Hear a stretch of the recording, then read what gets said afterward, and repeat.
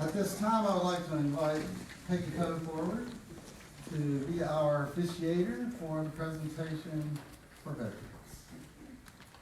I want to thank everyone for being here. Today is a special day. We recognize our veterans.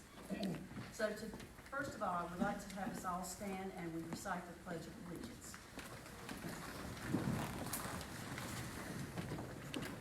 I pledge allegiance to the flag of the United States of America and to the republic for which it stands, one nation, under God, indivisible, with liberty and justice for all.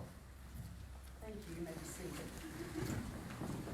I'm going to start our program off like we did the last time. All our veterans, whether you're a member of the congregation or a visitor with us today, when you hear your song played, I want you to please stand where you are. Just stay at your location, but please stand as you hear your song. So that's our cue for music.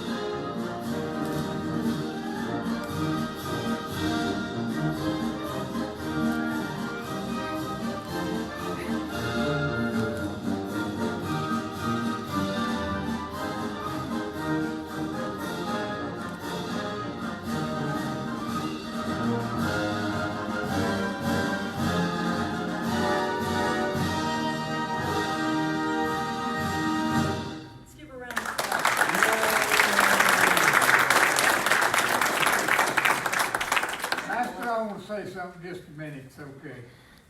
How many in here has ever heard of the Berlin airlift? Well, that's a lot more than I figured. That happened over 70 years ago. You know, at the end of World War II, Germany was divided into 4 occupation zones: Russian, American, British, and French. Same way was the capital, Berlin, which later became known as West Germany and West Berlin for the others mostly pulled out later for a few years. America had to carry the burden on most after British and French. They each one had a corridor into Berlin, a land, a rail, and an air. Well, in '48, Stalin, he closed up the rail and the land corridor into West Berlin. So President Truman said Stalin's not throwing us out of Berlin, we're staying. So the people of West Berlin would have starved to death if the Americans hadn't, Truman hadn't started there to death. And they had to fly everything now. I mean, they had to fly the coal in for their heat. Every bite they had to eat there had to be flown in. Of course, the United States furnished the biggest part of it, but other countries of the world helped out. Cuba, at that time, wasn't under Castro, so they donated the sugar, and Brazil and Argentina donated stuff, and other countries. Of course, Western Europe couldn't give much because they was doing well to keep from starving themselves in the war. But anyway, they had there's a few planes crashed. They flew 24 hours a day. As soon as one got unloaded in Berlin, it took off and another was ready to land. They flew from Frankfurt to Berlin. They had to haul coal and all their eats. They went on for over a year. There's a few planes crashed, but if East Germany or the Russians would have happened to shot down one of them planes, I figure we'd probably went to war.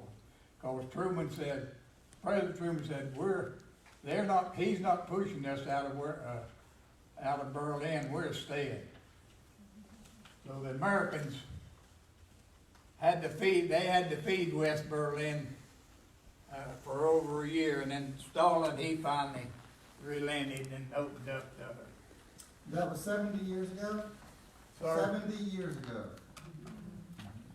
Very good. Thank you, Raider. Randall, as I looked around, I noticed that there was something wrong with the picture. What was it? There is indeed, we have two for the Quilts of Valor. That's it. Thank you, Floyd. Today we are gathered to recognize men and women of our community, men and women who chose to serve their country through military service. Military service requires a commitment from our men and women, a willingness to put their lives on the line in order to preserve our freedoms and those of our allies. Those who have served in time of war have seen atrocities committed in the name of so many causes it would be impossible to name them all. For that reason, the Quilts of Valor Foundation was formed, whose stated mission is to cover service members and veterans touched by war with comforting and healing Quilts of Valor. This mission, begun in 2003, has resulted in over 230,000 quilts being awarded across the nation. The Catawba Valley Quilters Guild of Hickory, whose members come from counties all around this area, chose to include Quilts of Valor as one of their mission projects, and to date have awarded over 300 quilts to veterans from all branches of service. Today we are here to recognize some veterans from our community. Presenting on behalf of the Catawba Valley Quilters Guild is Peggy Poe. Now we ask that Sergeant First Class Ronnie Cochran and Petty Officer Second Class Jane Moles please come forward.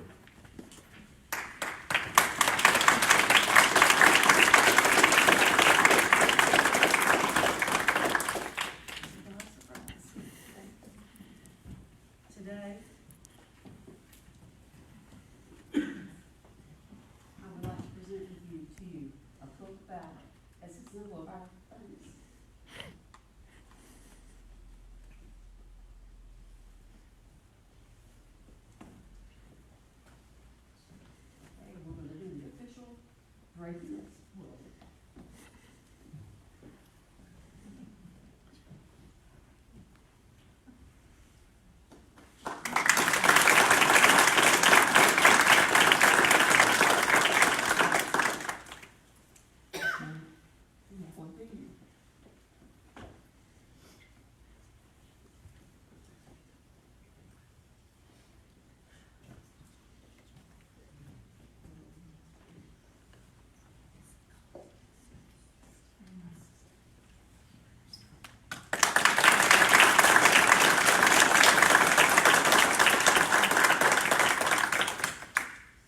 to all our veterans, thank you.